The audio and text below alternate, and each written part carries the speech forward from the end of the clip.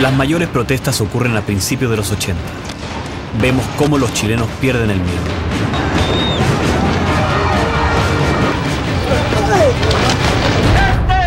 ¡Este es el gobierno del fracaso! Los espacios de libertad se pelean en las calles. ¡Queremos democracia! ¡Queremos democracia ahora! ¡Democracia! ¡Queremos un país!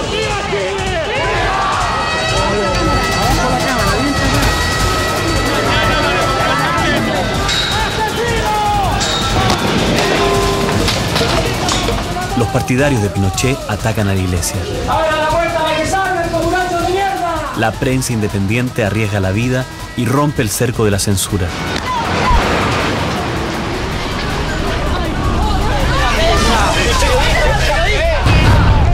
La represión se agudiza.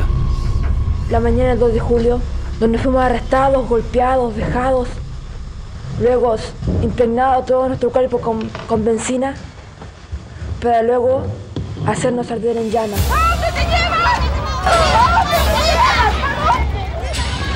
Asesinatos selectivos siembran el terror. ¿Hasta cuándo siguen matando a nuestro pueblo? ¿Hasta cuándo permitimos tanta matanza, tanto crimen, tanta tortura en este país? ¿Hasta cuándo? Los cementerios serán campos de batalla.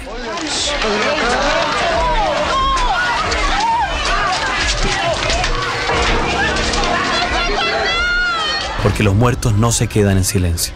Compañero José Manuel Parada. ¡Presente! Compañero Manuel Guerrero. ¡Presente! Compañero Santiago Natino. ¡Presente! Ahora sí. Aquí comienza Chile, las imágenes prohibidas.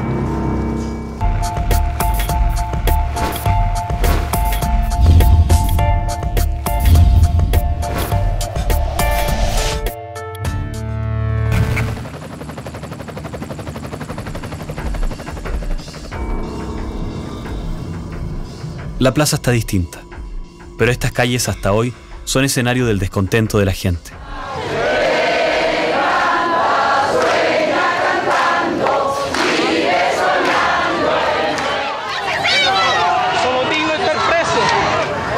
Aquí partieron las protestas de los 80, en medio de una crisis económica que hizo que se extendieran rápidamente a la periferia de Santiago.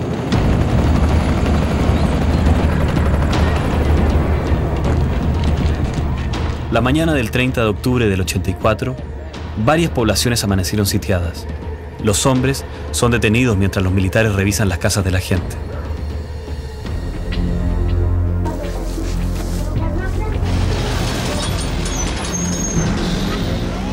Amanecimos en la mañana rodeados de tanquetas y militares por todos lados, la gente corriendo, y todos los hombres los sacaban y los llevaban a una cancha.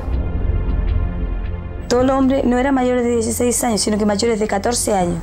Cualquier niño para ellos que pudiera pensar un poquito y que les pudiera dar un conflicto era llevado hacia la cancha.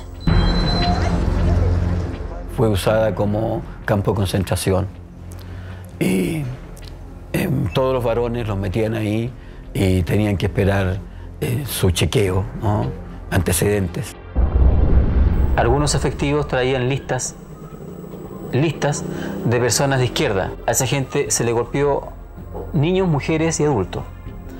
A los hombres se les llevó y se les sacó de la población. Me recuerdo de un niño que no quería dejar a su papito, un niño de haber tenido unos 3, 4 años, y lloraba. El militar, como mucha cosa, le dijo: ya entra con el niño. Y entonces al entrar, les ponían un timbre en la mano para certificar que ellos habían chequeado a esa persona. Y el niño, igual que el papá, puso su manito, que a él también le pusieran el timbre. Eso fue muy conmovedor porque los que lo miramos en ese momento nos emocionamos. Y entró el niño al campo deportivo con el timbre en la mano. Y se lo llevaban a todos, pero menos a los niños y a las mujeres. Pero se llevaron a dos y tampoco no dejan que vayan a buscar a sus niños al jardín.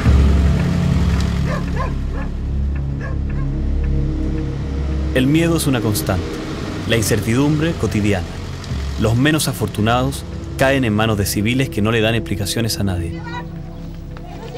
Sí, a todos. ¿A dónde te llevan? ¿A dónde?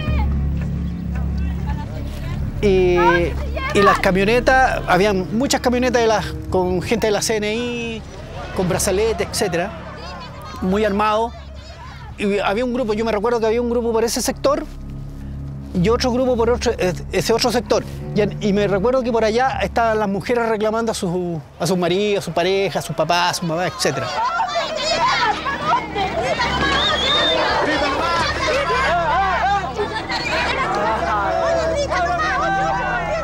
¿A dónde se lo llevan? Que las personas que iban en los vehículos que no tenían familiares cercanos que gritaban su nombre por si acaso si alguien lo escuchaba. Estas imágenes son registros del camarógrafo Raúl Cuevas, corresponsal de una cadena inglesa acreditada en Chile. Y encontré un edificio abandonado, metido en un tercer o cuarto piso en el entretecho, que yo apenas me caía el cuerpo, yo era más flaco antes, y desde ahí logré captar algunas imágenes que son realmente terroríficas, porque era lo mismo que ver una película de ficción de la Segunda Guerra Mundial de los nazis contra los judíos. Mucho más miedo, porque la gente tenía miedo de que podía ser fusilado ahí mismo, porque incluso colocaban la gente como que iba a ser un fusilamiento. Tenían todos apiñados a los varones y los colocaban contra la reja y los apuntaban con el armamento, aunque disparaban al aire. Pero el hecho de sentir las metralletas y que la gente estuviera ahí, teníamos mucho temor de que alguien fuera a ser muerto ahí mismo. Mucha gente desapareció y no fue encontrada. La arremetida militar en las poblaciones dejó casi 250 detenidos y un centenar de relegados a Pisagua. ¡La segunda!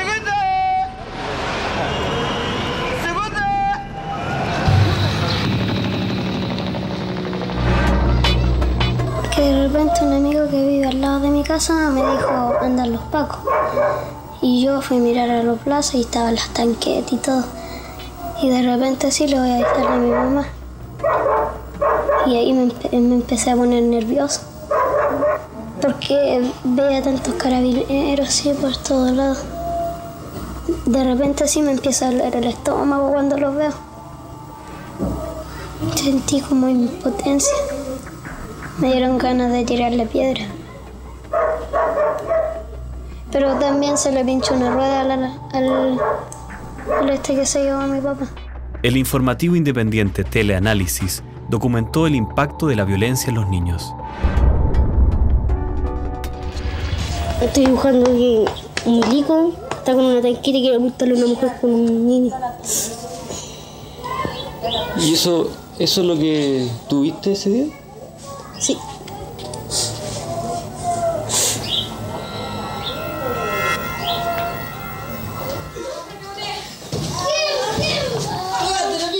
El juego consistía en que un grupo de niños hacíamos de Paco, de carabineros en ese tiempo militar, y otro grupo hacía de protestantes, nos tiraban piedras, nos gritaban consignas, cosas, y nosotros teníamos que perseguirlos, tomarlos, pegarles, palos, los pegábamos palos incluso, porque era lo que veíamos diario, o sea, era nuestro juego de todos los días. Bueno, aquí, por ser honesto, este escenario lo han roto y abierto para esconderse. Y dicen que esta es la base donde aquí salen y lo llevan aquí y lo apalean. Mi hermana, la penúltima, tiene un problema de lenguaje a raíz de que ella presenció una detención. Ella estaba en la reja y ella estaba filmada como niña mirando y presenció una detención tan violenta como era en ese tiempo y tan brutal la golpiza que le daban que no nos dimos cuenta que ella lo vio. Y desde ahí ella no habló un harto tiempo. Y hasta el día de hoy ella se asusta y se pone tartamuda.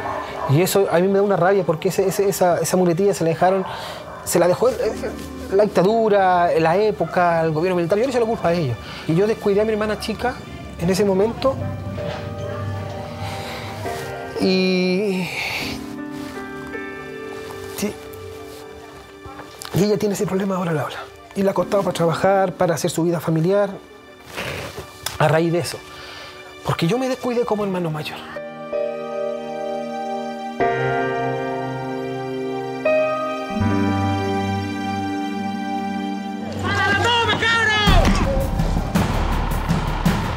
Los allanamientos de octubre son la respuesta al paro convocado por la oposición. La ciudad amaneció sitiada militarmente.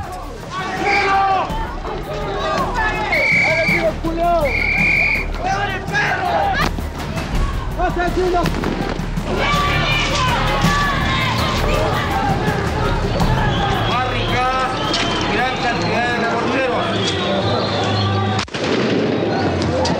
Gran cantidad de reporteros.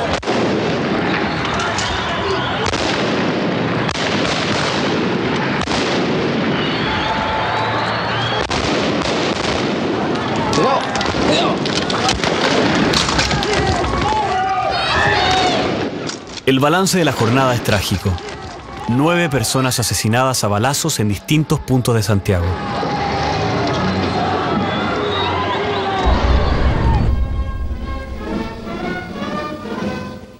Un nuevo rostro en la solución de la dictadura para enfrentar las protestas. Francisco Javier Cuadra asume la vocería del gobierno. Juro, señor presidente.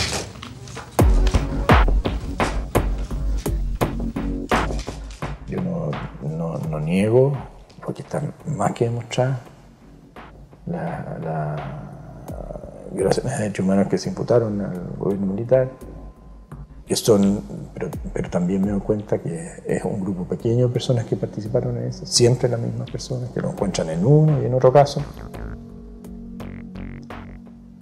que de parte de las autoridades en momentos muy críticos pudo no haber habido un esfuerzo radical y suficiente. A mí me tocaba preparar informaciones para el relator especial de Naciones Unidas sobre derechos humanos. Y yo tendría que haber sido tarado para no darme cuenta que esas informaciones a quienes más dañaban era el propio gobierno. Y aquellos que dentro del gobierno ni matábamos, ni torturábamos, ni justificábamos las muertes, ni justificábamos las torturas. Pinochet aplica los estados de excepción que restringen aún más las casi inexistentes libertades públicas. He decretado a partir de esta fecha el estado de sitio en todo el territorio nacional para poner fin a la criminal escalada terrorista y subversiva y para impedir alteraciones del orden público como las que ha venido afectando a la tranquilidad ciudadana.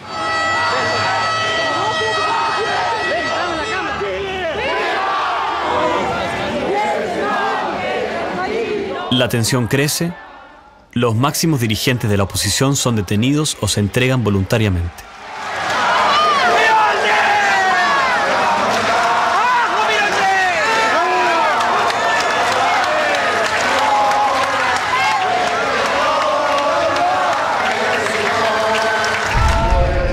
Todo empeora cuando la Iglesia manda una carta de protesta a los medios. El gobierno le niega la visa de ingreso al vicario de la Solidaridad de viaje en Europa. La carta es censurada, pero el arzobispo de Santiago decide que se leerá en todos los templos del país.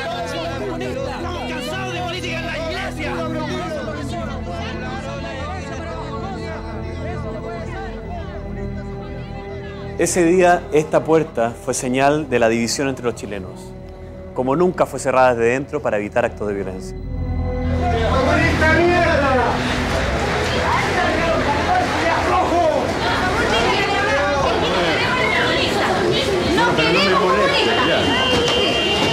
¡Abra la puerta para que salgan, comunachos de mierda! No dejan entrar pura política. Usan la iglesia para eso. Uno viene aquí a rezar, a entregarse a Dios y esto es lo que encuentra, comunistas. ¡Hay que matar a los perros! ¡Claro! ¡Viva Chile! ¡Viva! ¡Chile libre! ¡Viva! ¡Viva el nacionalismo! ¡Viva! ¡Chate! ¡Chile!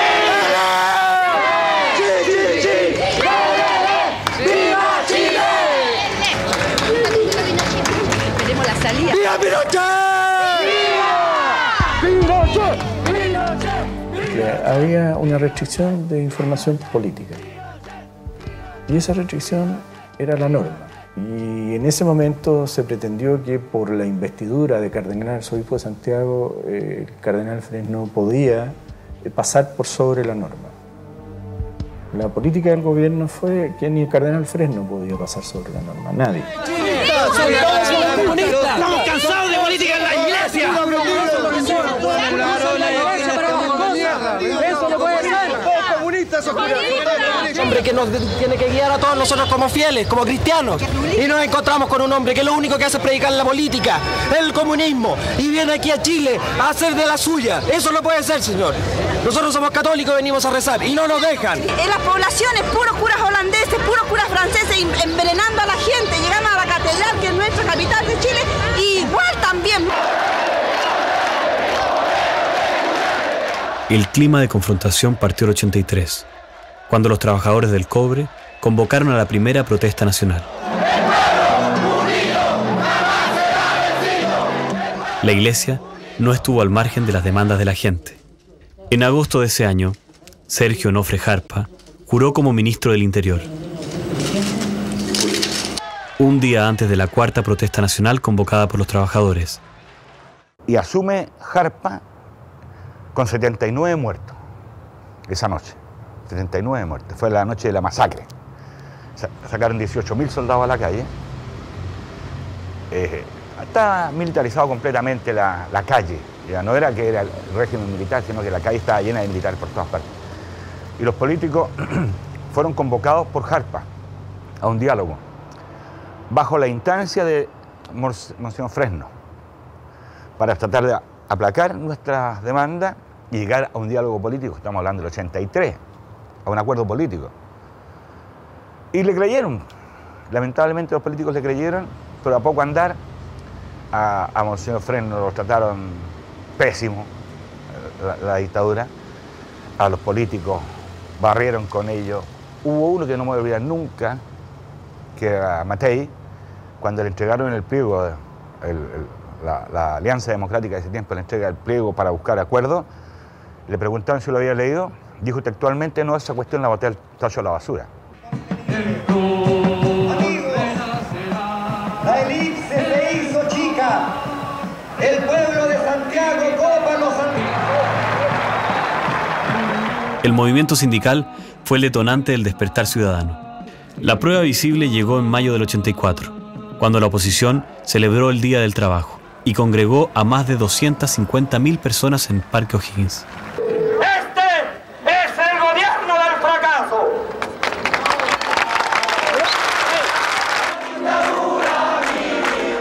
En el verano del 85 hay una pequeña tregua que dura hasta febrero, cuando Pinochet le pide la renuncia al ministro Jarpa, promotor de cierta apertura política.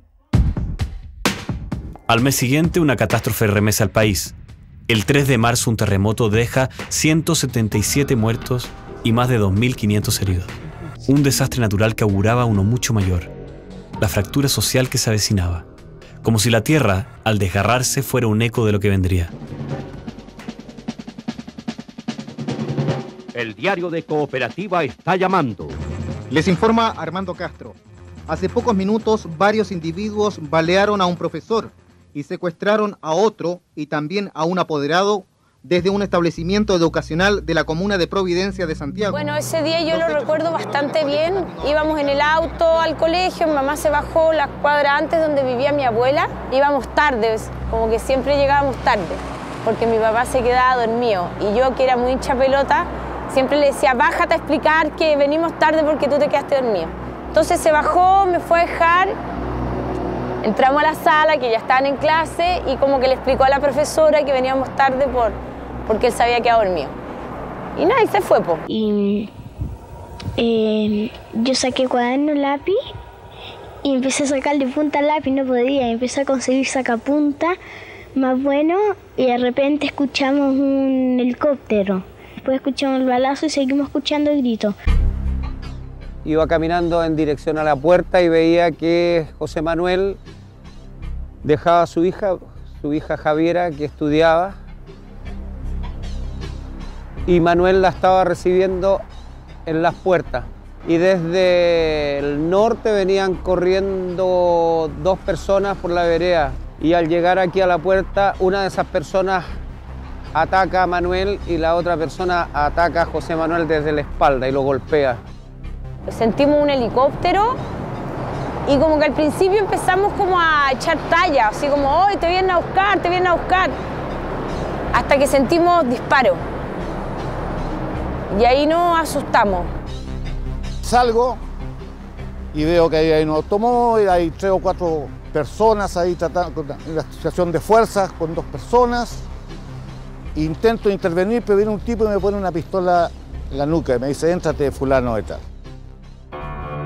Me acerco a ayudar a José Manuel, trato de sacar a la persona que está arriba de José Manuel y en ese instante aparece un auto, se baja una de las personas que va dentro del auto, desenfunda una pistola y me dispara aquí a medio metro en el estómago y yo caí de espaldas ahí y no perdí el conocimiento y vi cómo iban sacando a Manuel Guerrero encañonado en la cabeza y cómo tomaban en vilo a José Manuel y lo lanzaban al auto que había llegado.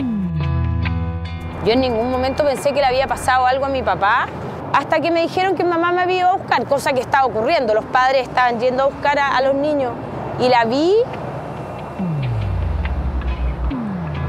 y como que inmediatamente entendí lo que había pasado, así como inmediatamente entendí que algo le había pasado a mi papá. Y ahí me acerqué a ella y tengo como muy claro que le dije, por favor, prométeme que no le va a pasar lo que le pasó a mi abuelo. Mi abuelo en esa época todavía estaba desaparecido, mi abuelo recién lo pudimos enterrar el año pasado, año 2012, fue secuestrado el año 76.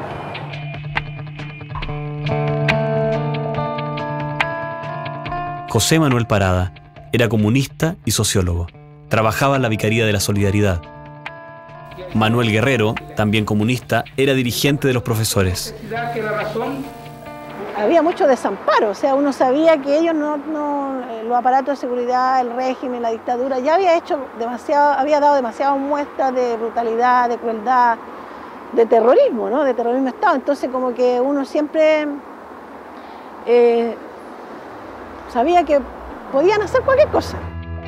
Un día antes, el 28 de marzo, agentes de civil habían plagiado a 5 docentes y a Santiago Natino, también comunista. El hijo mayor de Manuel Guerrero estudiaba en el Colegio Latinoamericano. Su intervención ante la comunidad, a solo horas del doble secuestro, grafica con crudeza al Chile de la época. Hay 2 posibilidades que son las 2 variables las más posibles. En lo mejor de los casos que lo echen del país, porque esto va ligado con las cenizas, se sabe, y si es que no, lo van a matar, simplemente. Y en este momento, si esperamos hasta el miércoles, perfectamente hoy día mismo puede amanecer igual que Ballestero puede amanecer en el río Mapocho sin cabeza mi papá. Eso no puede ser, hay que pararlo simplemente. Una amplia red entró en acción. Familiares de los secuestrados apelaron a toda la institucionalidad vigente buscando una respuesta, pero no lograron nada.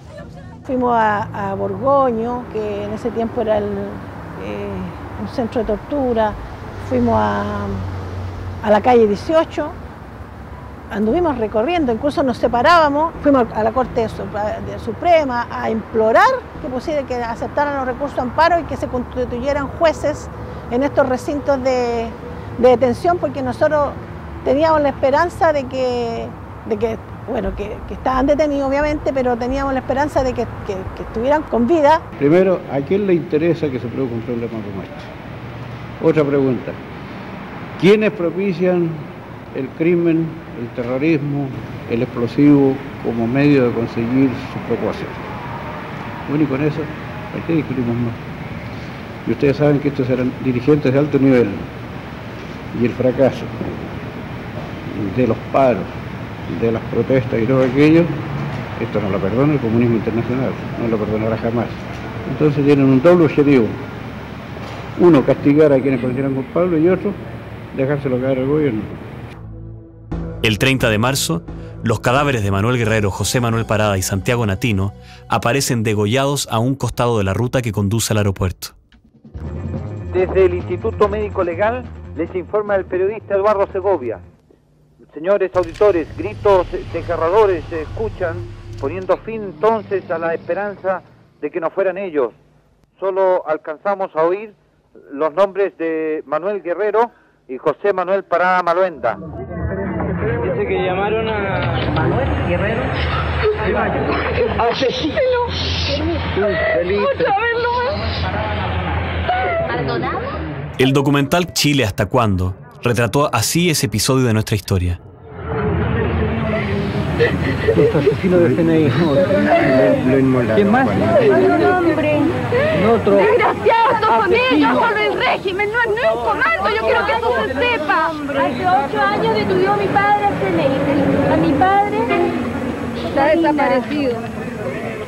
Hoy día me matan a mi marido. A ver. Me dejan con 4 niños. Con Javiera, actriz que trabajó en la Torre 10, que tiene un contrato en este momento por Canal 7, con Camilo, que tiene 8 años, Juan José, que tiene 6 años, y mi Antonio, que tiene 1 año y 8 meses. Se llevaron a mi padre, me han matado a mi marido. Llegará el día en que cada uno de ellos va a pagar cada uno de estos crímenes.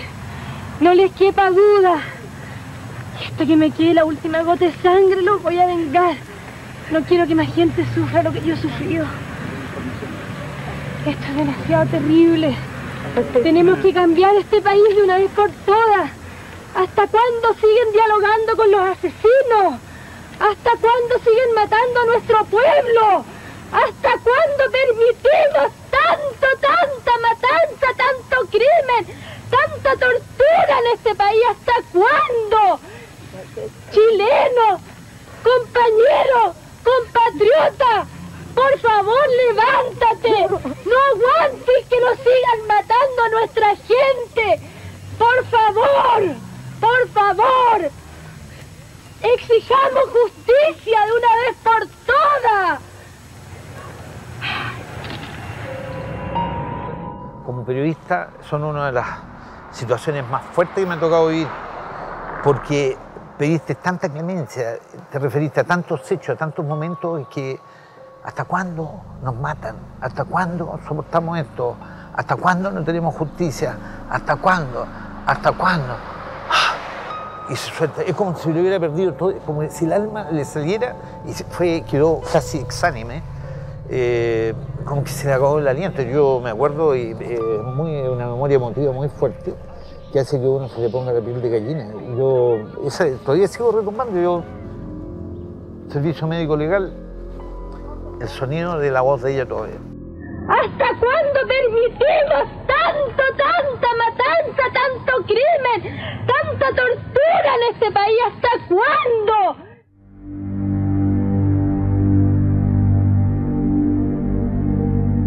Hoy día, Estela Ortiz recorre conmigo los pasillos de la Vicaría.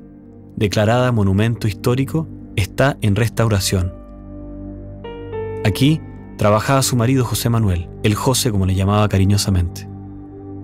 Bueno, preguntarte porque es tan impresionante ese momento que, bueno, tuve la suerte de poder verlo en registro, ¿verdad? Que finalmente llegó a la memoria del servicio médico legal en la puerta cuando te confirman la muerte, ¿verdad? de tu marido. ¿Tú tienes conciencia de lo que hiciste en ese momento o fluiste? ¿Qué te pasó en ese instante de lucidez que son pocos los que tiene uno en la vida? Yo me rebelé, o sea, yo en ese momento sentía... Yo pensé equivocadamente que iba a ser capaz de rescatar a José Manuel.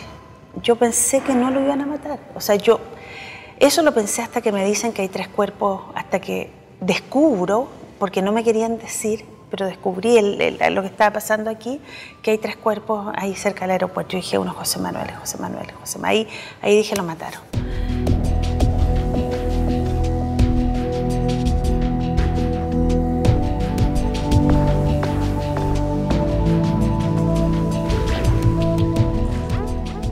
Y pensar que este salón de la Vicaría hace 28 años estaba lleno de gente, repleto de gente. ¿Habrá quedado alguna huella?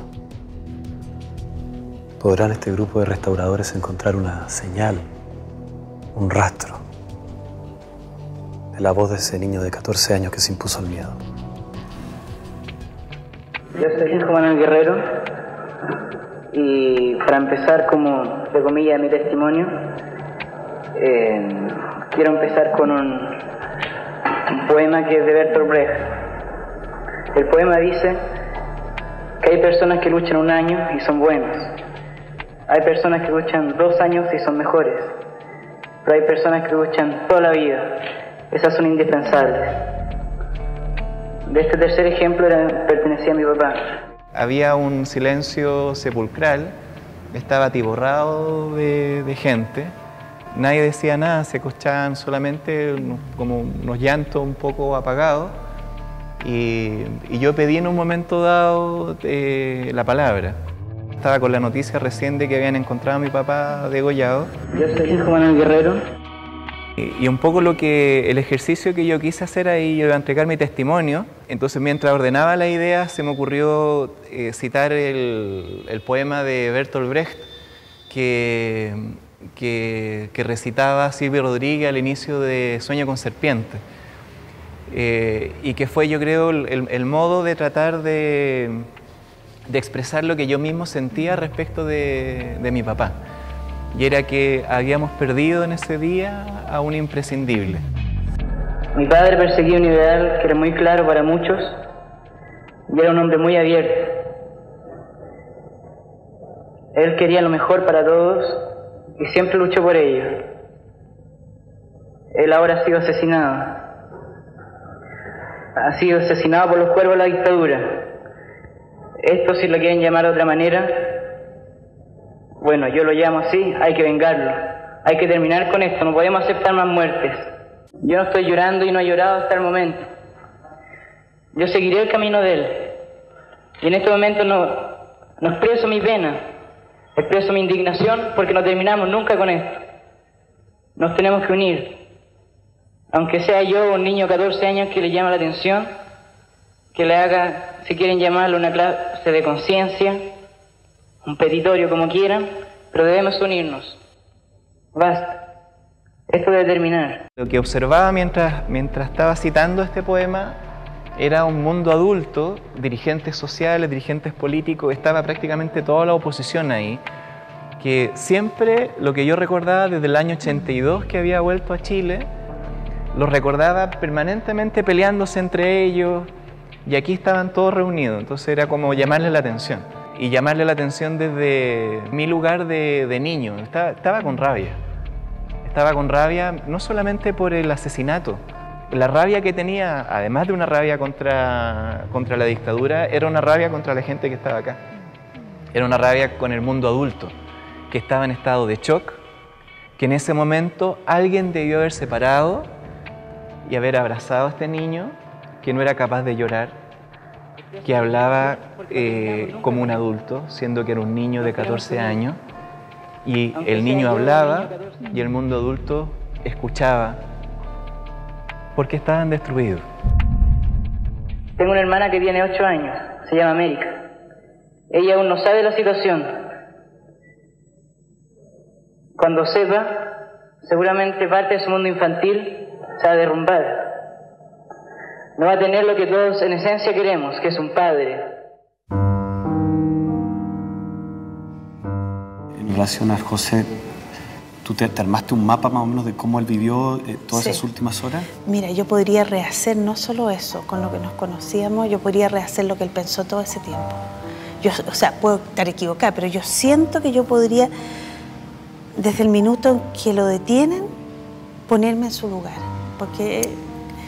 Pero no soy capaz de hacerlo, porque yo creo que él sufrió mucho. Creo que cuando yo descubrí en el Instituto Médico Legal, cuando me explicaron que él se había defendido y que no había muerto al tiro, que lo habían rematado después el Fanta, fue terrible para mí. Fue terrible porque de haber sido... Te pusiste en su lugar. O sea, yo creo que fue atroz. O sea, una persona que lucha por su vida en las condiciones como lo habían ya acuchillado y se defendió y después... atroz.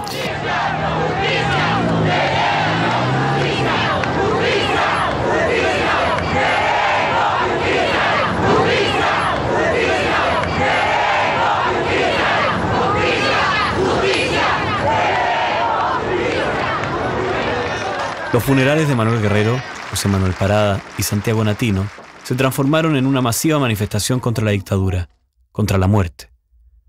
Exigimos la investigación de los hechos ocurridos. Pero aquí no hay que engañarse. Los criminales, los asesinos, como se ha dicho, están en el gobierno y yo acuso al principal de todos los asesinos, Augusto Pinochet.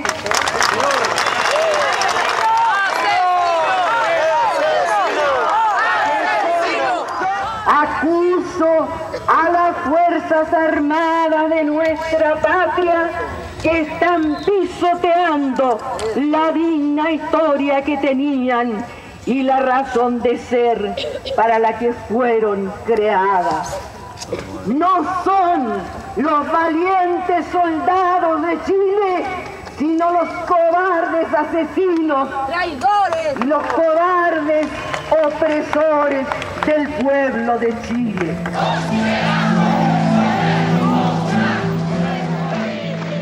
El gran Roberto Parada es un gran actor, un maestro, un monstruo de la escena nacional y que estaba en plena función. Claro. Y aparece en el entreacto y le comunican que... Claro, le dicen que efectivamente, primero él resuelve ir a actuar. O sea, ya venía con la noticia de la desaparición. No solo de la desaparición, de que habían aparecido otros cuerpos. Entre actos le dicen que uno de los cuerpos es José Manuel.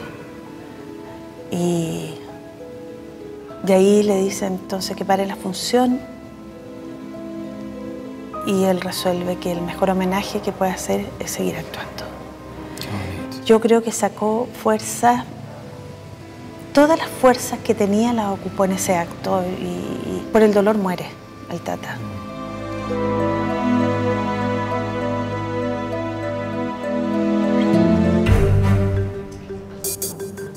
Pero no todo es muerte. Por lo menos, eso intenta mostrar Pinochet cuando recibe a la prensa extranjera. Pero su rostro afable ante las cámaras cambiará rápidamente. Y desearles que la estada que tienen aquí en Chile sea provechosa, permita conocer la realidad chilena y al mismo tiempo vean la verdad de lo que está pasando en este país.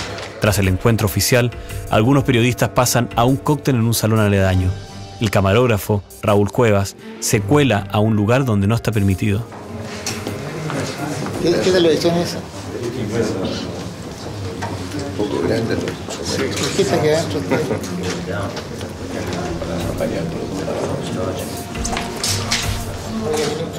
Yo sigo grabando, nunca corté, y de repente siento que me toman de estas dos partes dos seres fornidos y me invitan a salir de la moneda. Apagué la cámara, salí muy asustado con el sonidista, muy asustado porque Pinochet nunca había expulsado él personalmente a un periodista y menos de acá de la sede de gobierno de la moneda. Me fui a mi oficina, llamé a Londres, dije tengo estas imágenes, pídanme un satélite inmediatamente. Saqué las imágenes y me desaparecí 3 días. Tenía miedo de que me buscaran y me expulsaran del país. Porque si Pinochet me expulsó y me trató de esa forma, dije yo, acá viene lo peor. Pasan los días y el crimen de los 3 degollados parece no tener culpables. Pero las viudas no se callarán hasta encontrarlos.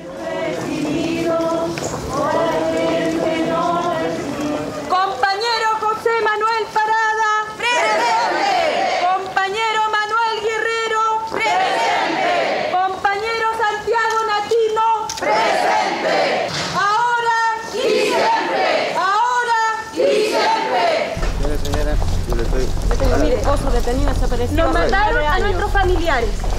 Estamos investigando quiénes fueron, aunque todos sabemos quiénes fueron. Por lo menos déjenos venir a los 2 meses de su asesinato tranquila a rendirle un homenaje. Tranquilo. A ustedes no lo hemos invitado. Ustedes también. Ustedes cumplan con su deber, nosotros cumplimos con nosotros. Nosotros defendemos la vida, ustedes están defendiendo la muerte.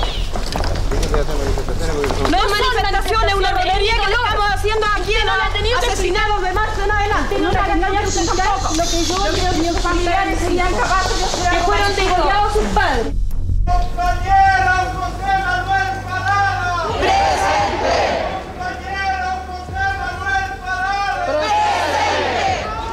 Y siempre luchando, peleando, poder popular. Todo lo que sea necesario para exigir justicia en estos crímenes y para juzgar consecuentemente el papel que como maestro. Querido compañero y camarada José Manuel Parada,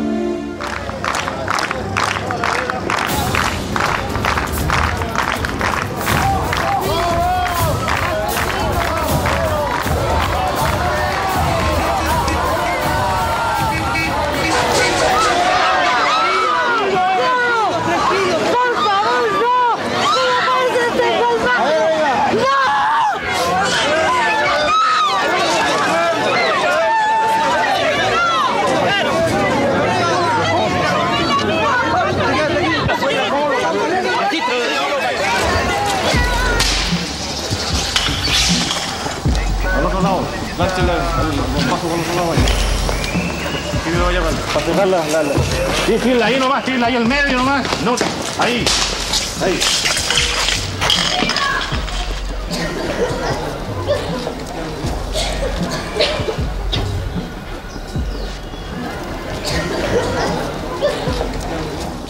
Me emociona mucho saber que esto fue acá, digamos, aquí mismo. Que en esta misma pileta, que no sé si será el mismo tambor, pero no me fijé bien, pero de saber que aquí tratábamos de limpiar la cara a Javiera, está la Estelita, y protestábamos con dolor y con rabia, mucha indignación por lo que estaba pasando y lo que había pasado. Bueno, por eso la dictadura reaccionaba como reaccionó en esos años, ¿no? Porque ya comenzaban las grandes protestas y veían que se les iba a ir de las manos el tema a ellos. Y me duele especialmente, estando aquí viendo esas imágenes,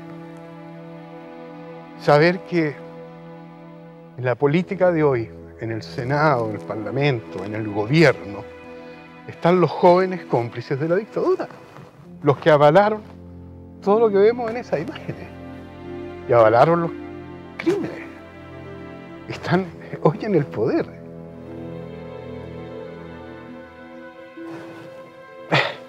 Uno dice, ¿cómo es posible? Bueno, los chilenos lo hicimos posible. Ya volvemos con Chile, las imágenes prohibidas.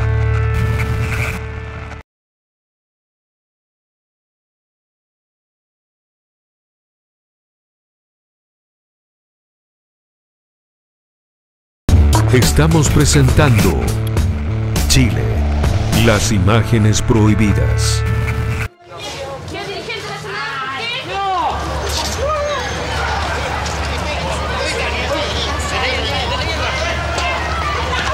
¿Qué?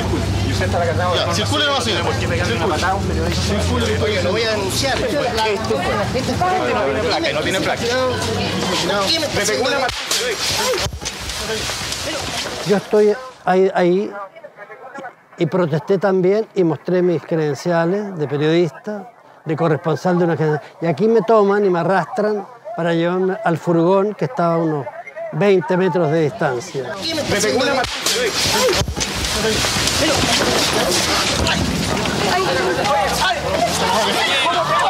Oye, de la mesa.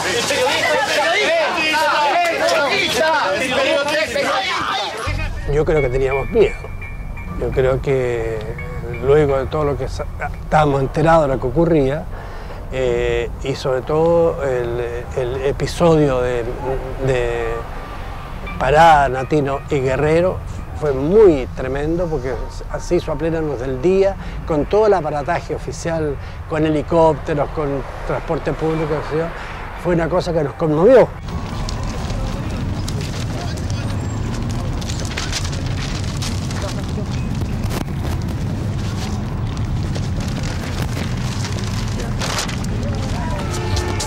Las viudas de los degollados no dejarán de demandar justicia. Un vuelco inesperado en la trama de esta tragedia conmueve al país. Es la vida que se abre paso en medio de tanta muerte.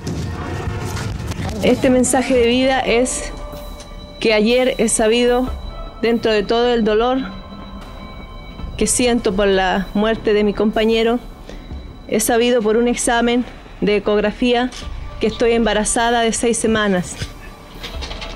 Este es el mensaje de vida que entrega mi compañero. Es también para mí lo que él me deja de nuestros 4 años de amor. En el buen sentido de la palabra, mi hija fue para mí un salvavidas, porque yo sentí que ahí estaba, yo ya tenía que volver a alimentarme, tenía que volver a vincularme, tenía que salir adelante, ya no había opción. O sea, a él lo asesinan brutalmente y yo tengo una vida que me viene de él. Yo nací en un contexto y nací después de, o en medio como de la atrocidad y el horror, por así decirlo, y eso tuvo que ser relatado, me tuvo que ser como niña relatado desde muy chica, que es un poco lo que podría haber pasado con cualquier niño. Yo evidentemente tenía esa situación mucho más cercana, pero con cualquier niño que nacía en Chile en el año 85, nacía en un contexto de horror que era o no era relatado, o era dicho o no era dicho, era callado o no era callado. Todo conocimiento que yo tuve de mi papá se basa en lo que otras personas me pudieron y me quisieron contar, por así decirlo. Y en lo que yo pude preguntar también siendo pequeña. Ella efectivamente tiene ese tremendo vacío. Ese yo creo que es lo más dramático que yo creo que uno puede testimoniar de todo esto. De todo esto yo creo que lo más terrible, lo más crudo, yo siento que son todos estos papás que mataron, los padres. Ahora tenemos que unirnos todos y hacer algo, porque si sigue así va a haber más niños que van a seguir sufriendo la muerte de su padre, y no es posible que todos los niños sigan sufriendo lo que nosotros hemos sufrido. Yo tenía absoluta conciencia del país en el que vivíamos, pero jamás tuve la conciencia de que podían matar a mi papá o a mamá. Era algo que no estaba dentro de las posibilidades de vida hasta que ocurrió.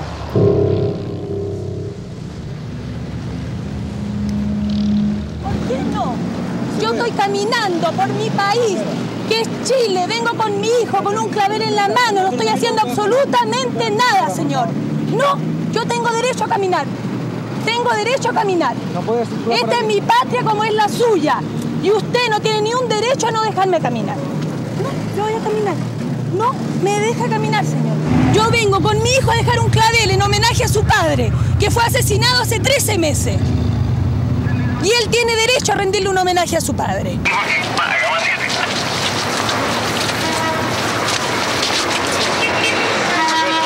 No voy a atravesar porque esta es mi patria como es la de ustedes. Pásalo, ya, pásalo. Venga, hey, déjala sola, no. Camino, vale.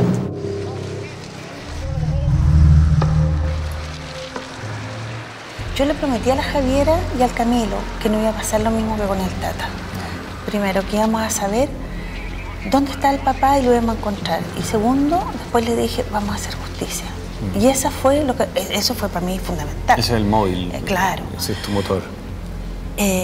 Hay una entrevista donde yo digo, si no hay yo me he olvidado, si no hay justicia tendremos que hacerla por nuestras propias manos. Tal vez ahí uno podría pensar que hay venganza, pero era ese afán de que esto no pasara nunca más y dejar en evidencia la responsabilidad del Estado en estos crímenes. Esas son cosas que a mí me movilizaron mucho. O sea, aquí no puede seguir pasando en este país lo que ha pasado, que no se asuma la responsabilidad política que tiene la dictadura en la ejecución, en la tortura, en la desaparición de personas. Y en eso dejé la vida. ¡Justicia! ¡Queremos justicia! ¡Justicia! Eran señoras, era una mujer, ¿ya? Entonces, a uno es hijo, ¿ya? En este momento yo era soltero, pero yo era hijo. Entonces, yo sé lo que siente una persona cuando pierde un ser querido. Yo sabía que había perdido a alguien, ¿ya? Lo tenía muy claro, porque en ese momento yo no podía ver, digamos, lo que ya habían escrito, sino yo me preocupaba de la persona, ya en ese momento. Yo no me preocupaba de lo que decía el lienzo, no, me preocupaba de la persona, porque mi misión era esa, entrevistarme con ellas, ¿ya? Y lograr establecer un diálogo, ¿ya? En el cual lográramos llegar a un acuerdo. Yo estoy hablando y un carabinero agredido por la espalda, por un individuo, fue una cobarde. Y nosotros estábamos en una actitud 100% pasiva. Pero estas personas que la acompañaron fueron los que envenenaron el proceso en ese día. Porque si hubieran sido las señoras solas, yo creo que la condición, la situación que se generó en ese momento hubiera sido totalmente diferente.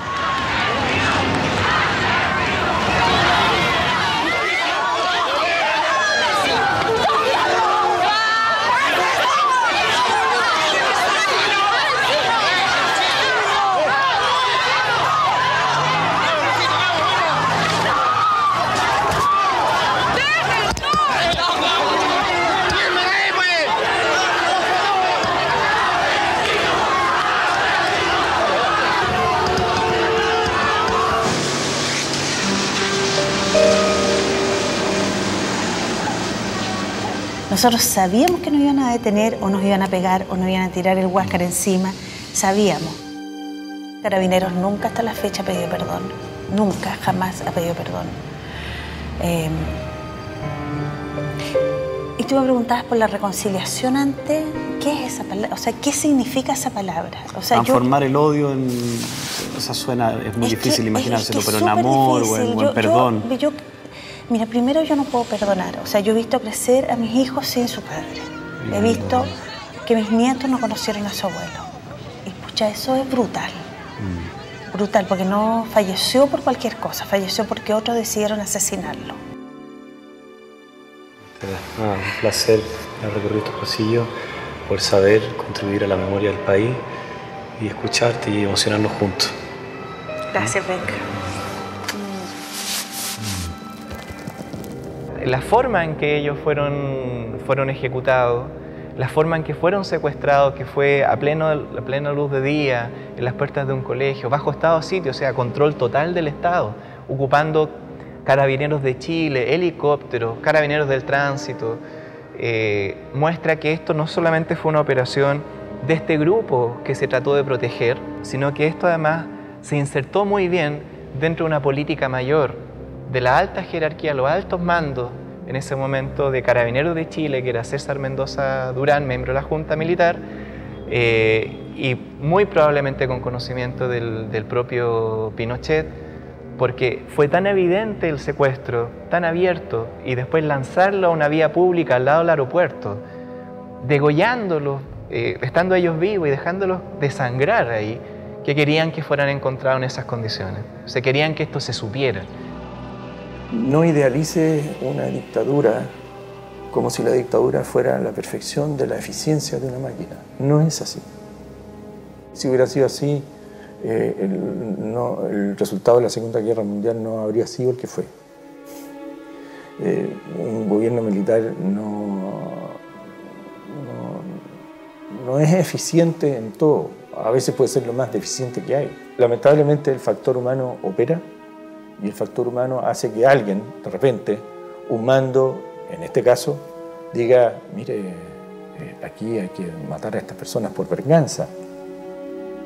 Esa persona que tiene esa investidura de mando no está actuando dentro de sus funciones, no está actuando conforme al procedimiento que la ley establece para ello.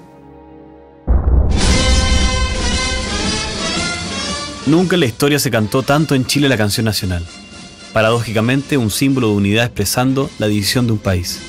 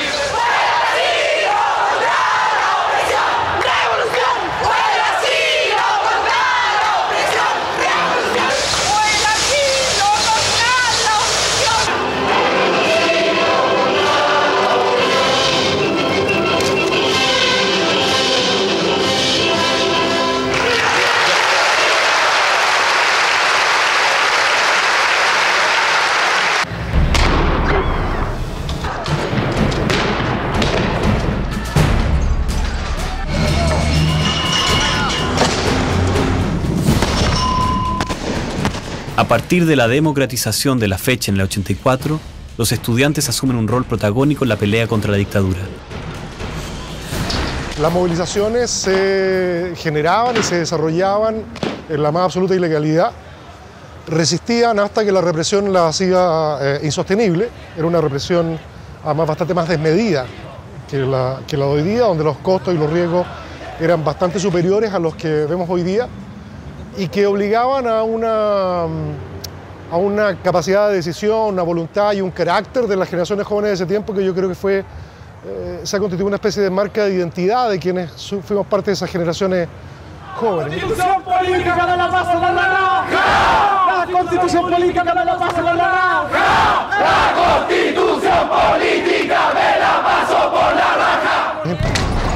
Los estudiantes adoptan una postura frontal ante la represión. Luego de la movilización se procedió a ir a la calle y se hicieron algunas barricadas acá en la calle Independencia. Luego, como siempre sucede, llega Carabineros, qué sé yo, fuerzas especiales. Se trasladaron una serie de mesones que se fueron poniendo a modo de escudos para evitar que las bombas lacrimógenas llegaran. Y bueno, eso en el marco de estas luchas por la democratización que todavía se mantienen vigentes hasta el día de hoy, 30 años después. Esa fecha del 84 sea por una parte la sucesora de la fecha del 73 y la predecesora de la fecha de hoy día, habla de la capacidad de las generaciones jóvenes de sostener una institución de carácter emblemático y representativo de lo que son las inquietudes y las demandas de las distintas generaciones de jóvenes a lo largo de la historia de Chile.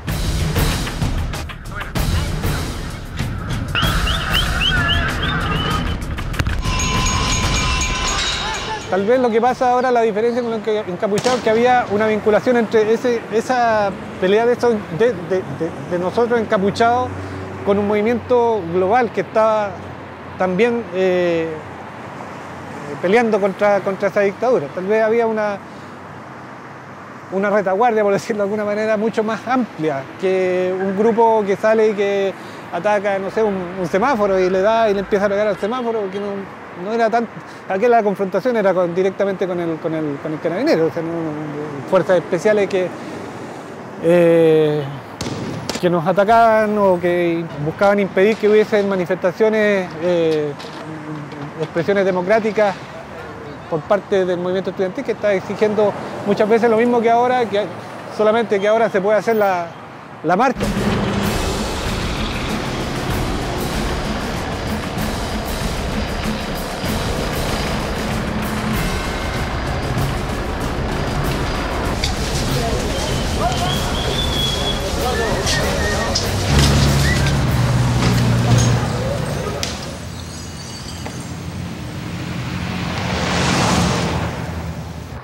Me agarran de inmediato, me empiezan a golpear, lógicamente con las lumas. En ese entonces ellos básicamente tenían lumas, ¿eh? Y habían llegado los primeros lanza lacrimógenas, que eran unos lanzagranadas adaptados, que lanzaban unas lacrimógenas largas, que yo no sé si el día de hoy la usan, yo no lo he visto, y que eran unas como escopetas recortadas con un cañón así. Y ellos me tenían encañonado con esa escopeta grande y yo tenía claro que tenía que mantenerme de pie. Y en ese momento el capitán, viendo, porque dijo, le están pegando, una periodista dijo, oiga, pero le están pegando, ¿ah? Porque vio que con las lumas estaban con las puntas para atrás dándome. Entonces, pero le están pegando. ¿A dónde se lo llevan? Y ahí el capitán pierde el control un poco, se da vuelta y le dice, por favor, suéltenlo. Y en el momento que dice suéltenlo, me generan un espacio a la orilla de acá y yo me vengo corriendo. De inmediato, escapo corriendo. Iba a salir un carabinero detrás mío, no alcanzó a reaccionar y me escapé. Perdimos 42 estudiantes que los mataron. Miles fueron expulsados. Y los estudiantes seguían saliendo a la calle y seguían acompañándonos. Y nosotros sentíamos una responsabilidad con sus padres. Claro, cuesta imaginarse que no solamente estaban en juego las carreras, también estaba en juego la vida.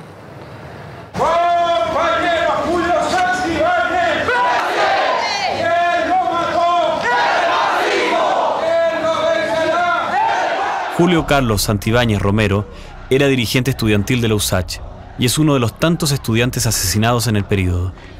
Egresó de ingeniería en julio del 85. Desaparece el 17 de septiembre de ese año. 3 días después, encuentran su cuerpo mutilado en un campo de tiro de las Fuerzas Armadas. Empezamos esta lenta caminata con gritos, con consignas y todo, toda la rabia, el dolor que tenía toda la gente. No había ninguna otra manifestación que gritos de dolor. Si este no es el pueblo ¿dónde está? El pueblo está en la calle, pidiendo libertad. Allí entonces estaban los carabineros, estaban bloqueando, como que no nos iban a dejar pasar, y ellos estaban puestos ahí, parados, como diciendo aquí no van a pasar.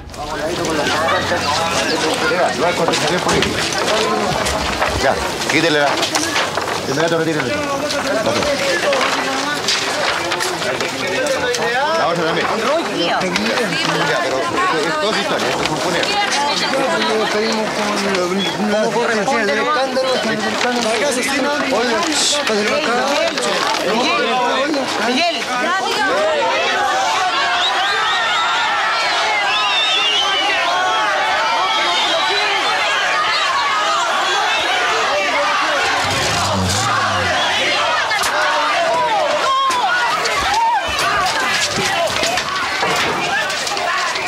Y en un instante se ve de que toman el féretro de Carlos y empiezan a correr con él y empieza a ver bombas lacrimógenas, gritos, balines, con la gente corría.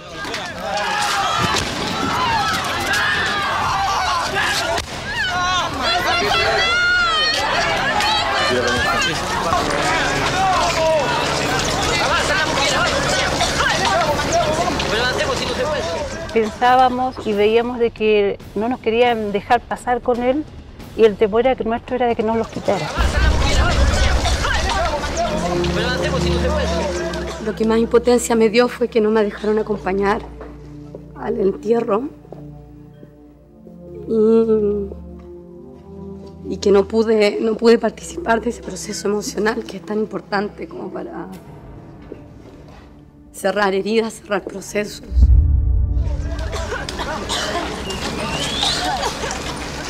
No respires por la boca. Bota. Yo recuerdo haber corrido hacia el féretro y gritado que la gente no corriera, que no se fuera, que se quedara, o sea, a pesar del terror, porque uno sentía miedo, sentía terror por toda la situación, no queríamos dejarlo solo, o sea, no podíamos permitir de que a Carlos se le dejara ahí, sin mínimo entregarle una flor, entregarle una palabra de cariño, un reconocimiento. Esto tienen que mostrar en la televisión, esto tienen que mostrarlo, no lo tapen. Esto lo tapan. Un último afuera. Entren en la familia. Puedo entender muchas cosas. Toda la rabia que tú tienes, ¿ya? Porque la verdad es que es pasar por el dolor de la gente, es burlarse de nosotros. Cuidado, ¿cuál es la cabeza? Y lo que hicieron aquí en el cementerio era la muestra de eso, de la poca humanidad, el poco respeto, porque son momentos, yo creo que en cualquier persona, en cualquiera, este es un momento sagrado. Eso lo hicieron con nuestra familia y lo hicieron con otras familias, con mucha gente. Y eso es imperdonable. Ese es imperdonable, ¿verdad? Rendimos el más sentido homenaje al compañero Julio Santibáñez, que marchó muchas veces junto a nosotros. Han pasado 28 años. 28 años. Pero para nosotros es una herida abierta.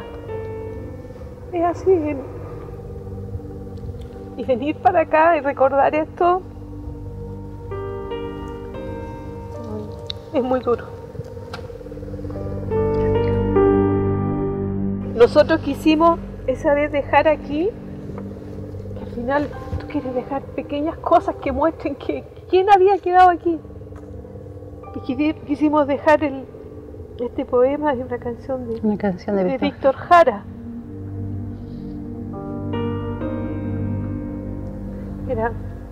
Era tan poco lo que uno podía pedir.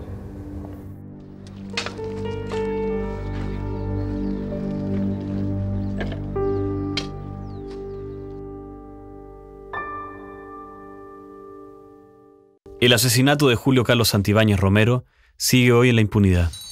Pero no todos los crímenes quedarían sin culpable ni todos los jueces guardarían silencio. El ministro en visita, José Cánovas Robles, designado para investigar el caso de Gollados, procesa a varios oficiales de Carabineros por los secuestros y homicidios de Parada, Herrero y Natino. Al día siguiente, renuncia el general César Mendoza, integrante de la Junta Militar que dio el golpe en el 73. En el sentido que era un grupo al interior de Carabineros, con conocimiento del general director de Carabineros, Eján Mendoza, que había practicado aquellos secuestros, y en el caso de las 3 personas que fueron degolladas a fines de marzo del 85, nosotros como responsabilidad política del gobierno pusimos todos los antecedentes a disposición del Poder Judicial. La oposición logra un amplio acuerdo nacional por la democracia. Lo suscribe un sector de la derecha, el centro y parte de la izquierda. Pero las movilizaciones continúan. En mayo del 86, parlamentarios de todo el mundo visitan Santiago para apoyar a quienes piden democracia. Los militares cercan la ciudad.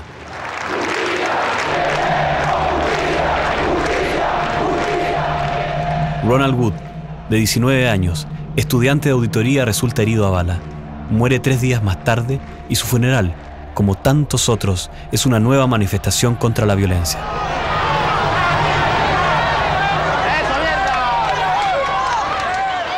Rodrigo Rojas de Negri, un joven fotógrafo recién retornado del exilio, registraba ese funeral. Sin darse cuenta, cruzó frente al lente de una cámara que grabó esta, su última imagen.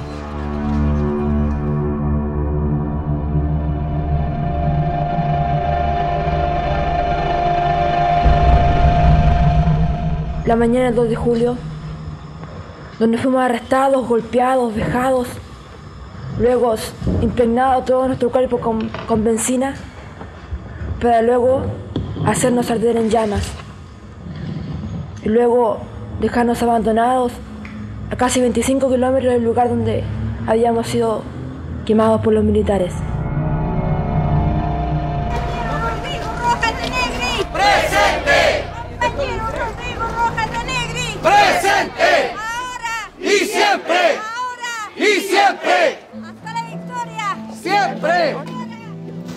A conmemorar un año más de la muerte horrorosa de Rodrigo Rojas de Negri, y donde también fue quemada viva una vecina pobladora de la población Los Nogales, Carmen Gloria Quintana. En este lugar, el 2 de julio de 1986, fueron quemados vivos los jóvenes Rodrigo Rojas de Negri y Carmen Gloria Quintana, acto cometido por una patrulla militar, siendo uno de los crímenes más horrorosos de la dictadura militar de Pinochet. Rodrigo Rojas, en llamas, tu voz seguirá viviendo. Tu pueblo.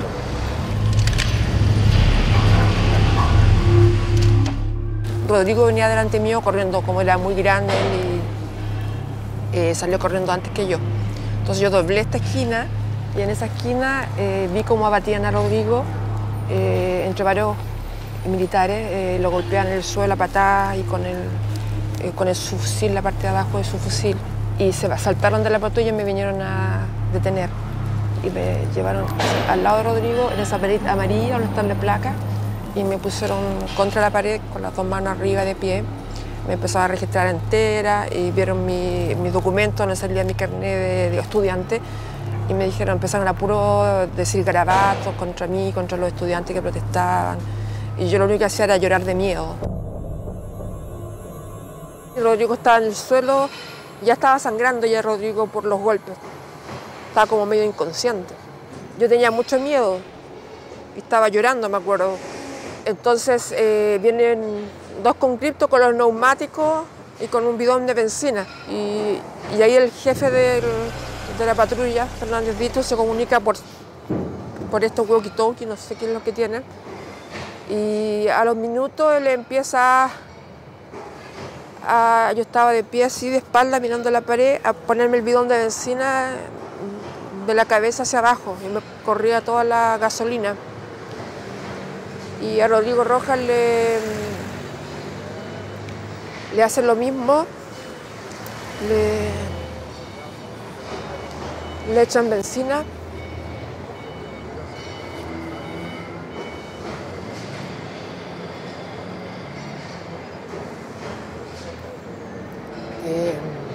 Han pasado 27 años y aún me cuesta relatar los hechos. Le echan benzina y por mi mente nunca pasó que me pudieran quemar.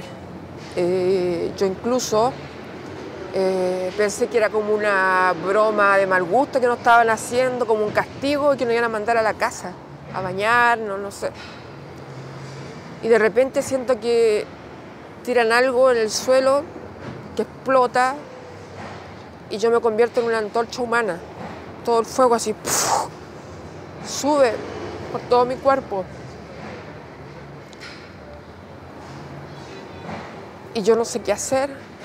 Empiezo a usar mis manos, a golpearme la ropa para ver si esta ropa se apagaba. Me trato de tapar la cara. Después me tiro al suelo así como bollo para ver si se me apaga de esa forma. Y después ya no recuerdo nada, creo que perdí la conciencia. Me envolvieron en una frazada y me tiraron así como un bulto a la misma camioneta en que yo venía en la parte de atrás. Y después siento pies de militares sobre mi cuerpo, que estaban envueltos en frazada, que estaban puestos sobre mí y todos se reían. Y después pierdo la conciencia de nuevo y me despierto cuando nos tiran a una zanja en Quilicura, camino al aeropuerto. Bueno, y te dejan ahí abandonada en el zanjón. Tú estabas como con una conciencia, por momentos te dabas cuenta de lo que estaba pasando. Se me volvía. Y Rodrigo, ¿tú sentías que estaba mucho peor que tú? Yo no sé cómo estaba, él lo vi, lo que me sorprendió cuando lo miré, que tenía la mitad del pelo quemado, chamuscado, y la cara toda negra, y la ropa también. Entonces me sorprendió verlo así y él me removió para que yo despertara y me dijo, vamos caminando a buscar ayuda. Y salimos caminando y éramos 2 zombies. Yo me acuerdo que yo caminaba así, con las piernas abiertas, no podía juntar, me dolía todo el cuerpo. No evaluaba todavía la magnitud de lo que me había hecho, lo único que sentía era rabia, así, una rabia inmensa, impotencia, pena por lo que me habían hecho, o sea, más que el dolor físico, te tenías esa impotencia. Dolor del alma, podía decir, esa rabia, era un sentimiento tan... Yo creo que nunca más lo voy a revivir ese sentimiento. Y Rodrigo me dice, si llegan los carabineros, quédate callada para que no nos vayan a hacer desaparecer. Y llegan los carabineros y empiezan a llamar a las ambulancias, pasa un montón de tiempo y ellos vieron obreros trabajando al frente de la construcción y nos hicieron 2 camas de ladrillo, me acuerdo, a los obreros nosotros. Yo me acuesto en una cama de ladrillo y me pongo a llorar y tenía tanta rabia que le grité a los pacos que me tiraran un balazo para no seguir sufriendo. Porque sentía tanto dolor, tanta pena en el alma, tanta rabia, que tenía impotencia, o sea, quería morir porque veía que nadie me iba a ayudar. ¿Y de ahí fuiste trasladada al hospital? Después que dije eso yo, creo que los carabineros reaccionaron, hicieron parar un auto civil, nos llevaron al consultorio más cercano, el consultorio de Quilicura, que ahora se llama Rodrigo Rojas. Entonces la enfermera de ahí me lleva a una sala, echa a los carabineros para afuera y me empieza a hacer cariño. Para mí y contenerme. Para mí eso fue muy impactante porque era como lo que necesitaba en esos minutos. Y me dice, ¿qué te hicieron, mijita? Y yo tuve la confianza de decirle, me quemaron los militares. Avisa a mi mamá y a mi papá a tal número. Ella anota el número llama mi padre. Y ahí ya, yo cuando hice eso sentí como que podía irme o podía morir o podía pasar cualquier cosa, pero ya me sentí como tranquila en el sentido de que ya avisé a mi papá en que estaba y que ya alguien podía protegerme. Y de ahí ya perdí la conciencia por mucho tiempo.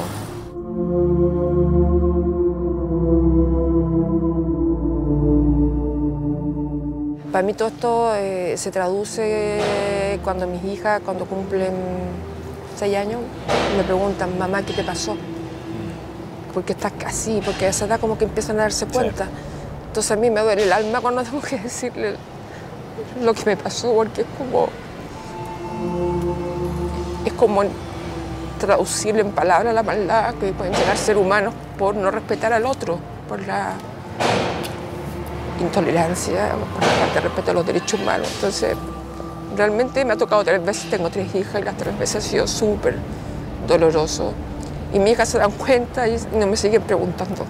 Y después van creciendo y vamos contándole más de acuerdo a distintas edades.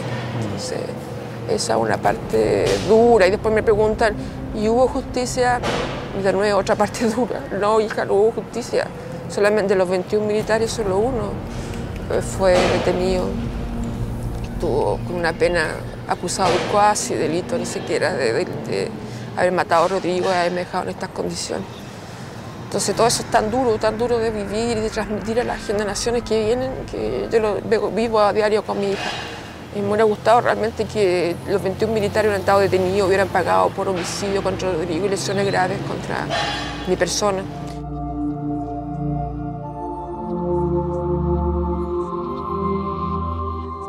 Parece que es un honor entrevistarte, compartir contigo la historia y decirte que eres una mujer fuerte.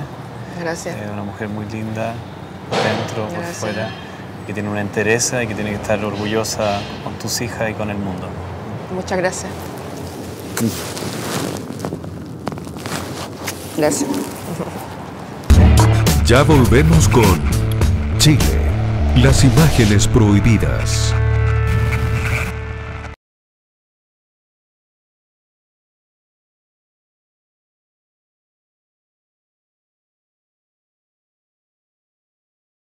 Estamos presentando Chile, las imágenes prohibidas.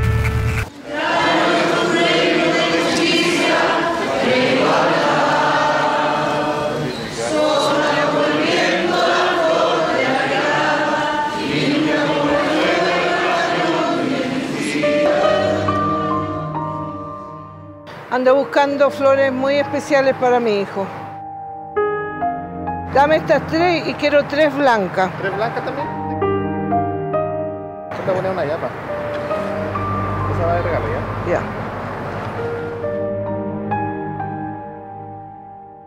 Ya. El rojo, porque, bueno, el combate sigue, la pelea sigue. El blanco es porque le quitaron el brillo de la vida, digamos. Y la otra que me regaló, un poco la vida de hoy, no es ni chicha ni limonada.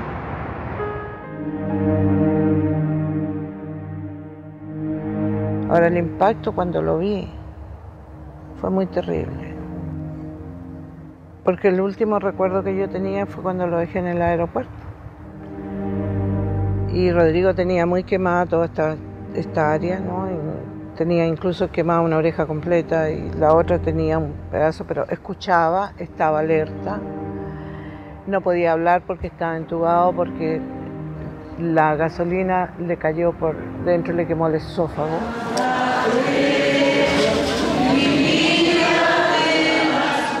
Verlo con tantos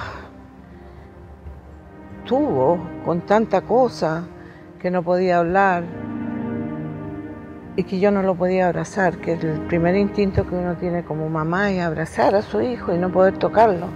Y lo único que tenía eran sus pies. Y yo me puse a masajearle los pies tal como no lo podía abrazar. Él me abrazaba con los dedos los pies, las manos con las cuales yo le estaba. Y eso fue muy fuerte para mí. Muy, muy fuerte y sigue siendo muy fuerte. Yo lo sentí morir, sentí el respirar, todo. Había un médico que tengo entendido, era un hombre de carabineros. Estaba ahí y yo sabía que estaba muerto y yo seguía haciéndole masaje en los pies. Y él me sacó. Entonces me dijo que no sé si sabe lo que pasó. Le digo, sí sé lo que pasó. Entonces, pero yo no gritaba, yo creo que él esperaba que hiciera un show. Yo no, porque el dolor es mayor a estar haciendo show ahí. Y había muchas cosas que pensar, qué es lo que nos tocaba adelante, la pelea que me iba a tocar legal, porque yo sabía que esa pelea iba a seguir y la prueba está que hasta el día de hoy sigue, ¿no? El tomar fuerza, la rebeldía mía de no querer mostrar cómo me habían hecho daño y no llorar, y no lloré, y no lloré, y no lloré. El ataúd de Rodrigo, pedir a las personas que están en la calle que comiencen a... No quería escuchar a nadie, no quería respirar, porque no quería que nada me interrumpiera mi conversación con mi hijo que no pude tener.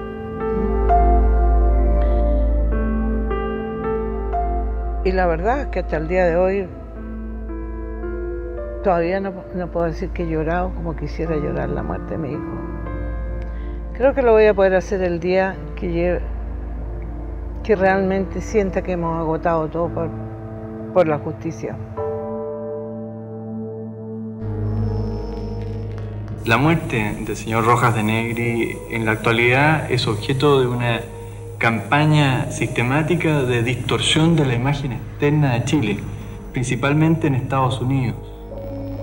Centrada toda esa campaña en responsabilizar de este hecho a las instituciones de la defensa nacional de nuestro país. El gobierno rechaza esta campaña categóricamente, fundamentalmente porque parte de una falsedad. Esa declaración que usted me cita, yo se la vuelvo a ver. Me gustaría oír la pregunta, porque esa es una respuesta, evidentemente. Me gustaría oír la pregunta. Las responsabilidades en los hechos delictuales son siempre... Las instituciones no delinquen. Las instituciones pueden asumir las responsabilidades civiles. ¿Y política? ¿Y política? Yo no tenía la información completa sobre quién era el responsable exacto, pero me parecía claro, y me parece claro todavía, que no era la institución. Denunciamos la mentira y la hipocresía de los que quieren ocultar este crimen. Con hambre y sed de justicia la exigiremos. No queremos venganza ni más odios.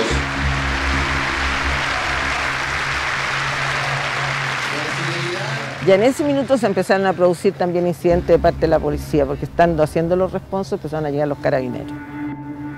Y, después, posteriormente, intentaron y finalmente lograron raptar la carroza donde estaba Rodrigo.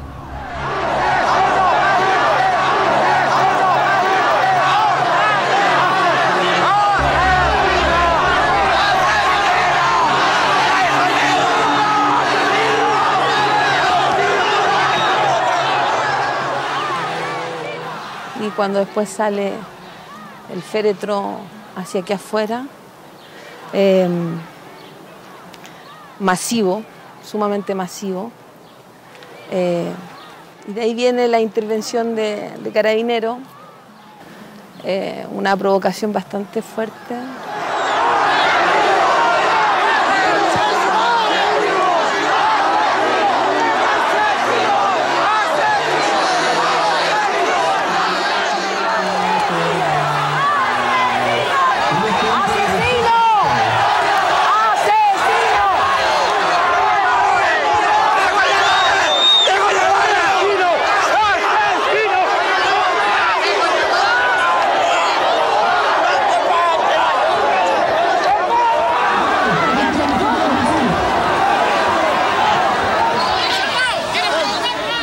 Salí arrancando con mi papá. Y entre lacrimógena y lacrimógena tuvimos que llegar caminando hasta el cementerio.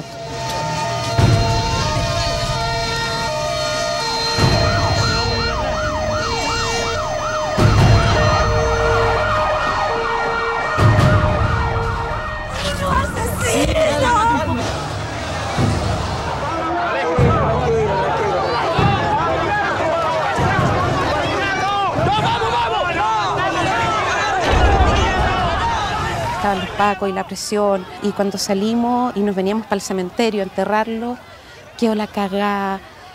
Me acuerdo que mi mamá y a mí nos metieron dentro del auto donde venía Rodrigo, veníamos con él. Me acuerdo de gente arriba de los capós de los autos para tratar de salir porque era irrespirable. Porque en esa época además creo que apareció el zorrillo y el zorrillo era muy fuerte y no estábamos acostumbrados. Entonces era como la novedad de ese tiempo. Y está todo el mundo ahogado, fue impresionante. Bueno, la misma rabia que sentimos hasta ahora cuando se nos intervienen las marchas, absolutamente la misma. La misma rabia que cuando llegabas a tu casa y no había nada en su lugar, estaba todo destruido. La misma rabia que hoy día tú sientes con lo que pasa en el sur. O sea, porque en el fondo no cumplieron ningún objetivo más que provocar, ¿no? Ahora yo creo que era tan fuerte la masa, era tan fuerte la gente que, bueno, terminó lo que terminó en su minuto, que fue lacrimógenas, dispersión, potencia.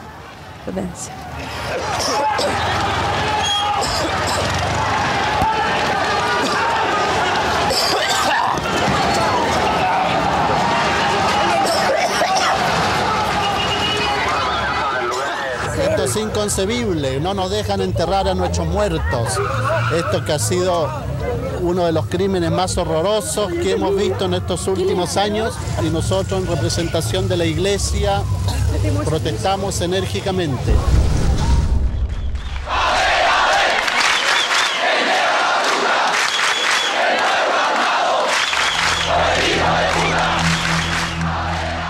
Hay una cosa que me molesta pero profundamente, es esta estupidez de que odiamos.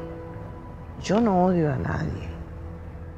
Yo hago lo que cualquier ser digno debe hacer. Es buscar justicia. ¿Odiar? No. Eso le queda a ellos. Yo amo la vida. Mis hijos aman la vida. Si está aquí es porque amamos la vida. Y esto representa algo. Representa la lucha por la vida. Hombres y mujeres que fueron ejecutados, niños que fueron ejecutados por querer un mundo mejor.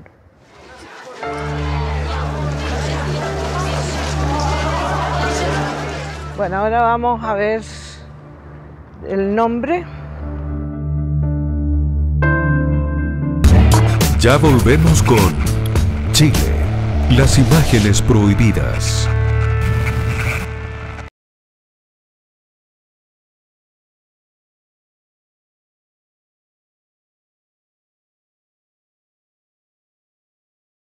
Estamos presentando Chile, las imágenes prohibidas.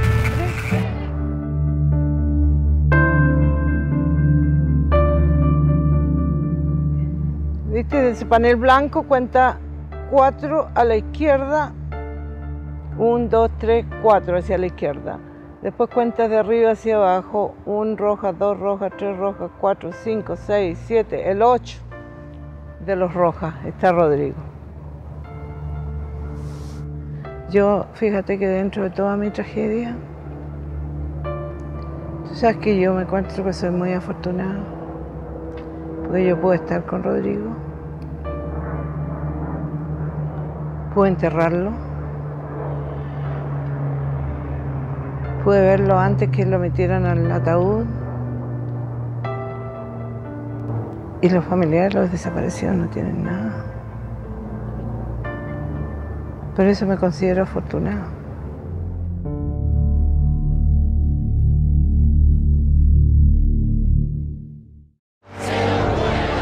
En el próximo capítulo, Chile se divide. Unos buscan negociar con el gobierno, otros planean asesinar al dictador.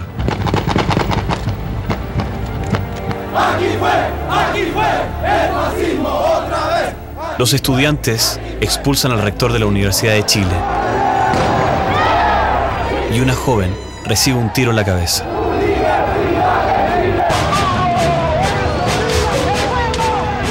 El Papa visita un país polarizado.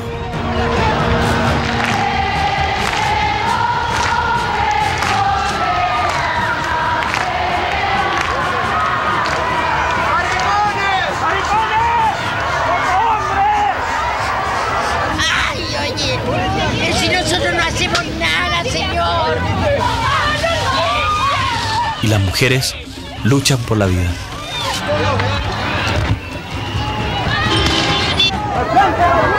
Un registro que no se vio en la televisión oficial durante 17 años y que hoy sale a la luz pública por primera vez. Aquí en Chile, las imágenes prohibidas.